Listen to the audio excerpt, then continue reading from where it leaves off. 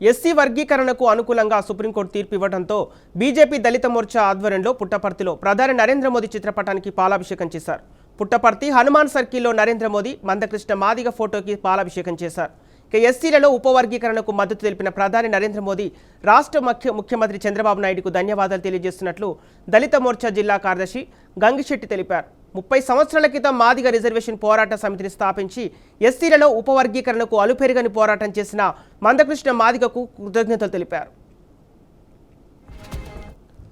ఆదేశాల తీర్పు మేరకు ఎస్సీ వర్గీకరణ చేసినందుకు నరేంద్ర మోదీ సార్ గారికి,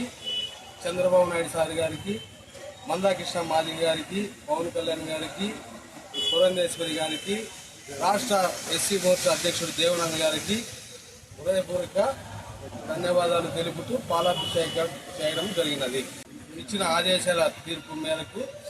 ఎస్సీ వర్గీకరణ చేసినందుకు నరేంద్ర మోదీ సార్ గారికి,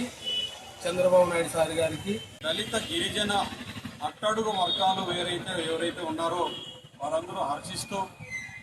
ఈ సమాజంలో సమభావన తీసుకురావడానికి సమాజ స్థాపనకు ఒక నాంది అని ఈ ఎస్సీ వర్గీకరణ అని చెప్పి సందర్భంగా తెలియజేసుకుంటూ, ఈ ఎస్సీ వర్గీకరణ గత 30 సంవత్సరాలుగా అనేక దళిత సంఘాలు, దళిత వర్గాలు పోరాటాలు చేసి ఈ రాష్ట్రంలో ఉమ్మడి తెలుగు రాష్ట్రాల్లో దళిత నాయకుడైనటువంటి మందకృష్ణ మాదిగ అనేక పోరాటాలు చేసి ఈ ఎస్సీ వర్గీకరణపై అనేక ఉద్యమాలకు నాంది పలికిన సందర్భంలో ఈరోజు